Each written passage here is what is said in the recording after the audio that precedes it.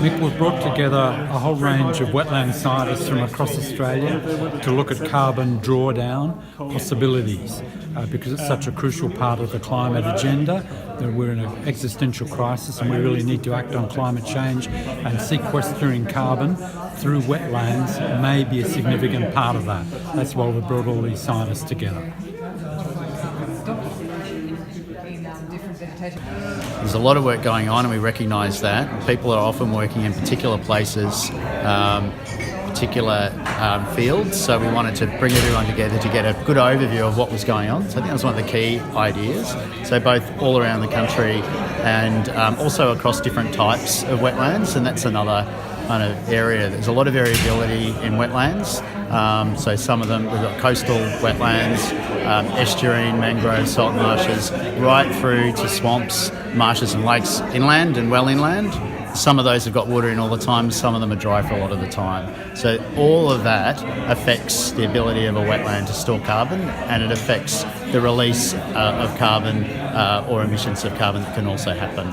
So a lot of complexity, a lot of people working in that space, and we really wanted to synthesise all of that knowledge. But don't we know all this already? No, we don't know it all. That's the big problem.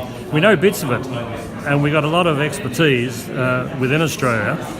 But people are working, Phil's already said, people are working here, some there, different universities, government institutions, for example, and we don't necessarily get together to talk about it in the whole picture of carbon in wetlands. We might go to a biogeochemical conference or an ecology conference or a hydrology conference, and you talk about it there to people who are like mine or like background.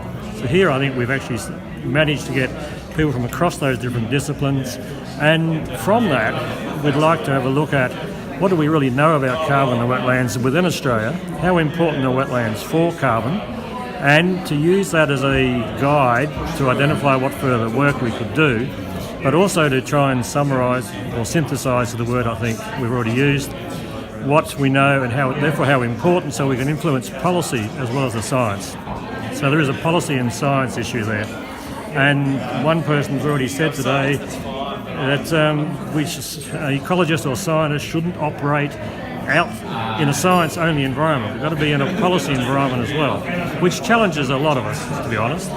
But we want to influence the policy as well, through science, through an evidence base. And with that, we can also, we believe, give information and guide international efforts doing the same things. Australian science is very good, we know that. We've got to try and influence science outside of Australia as well.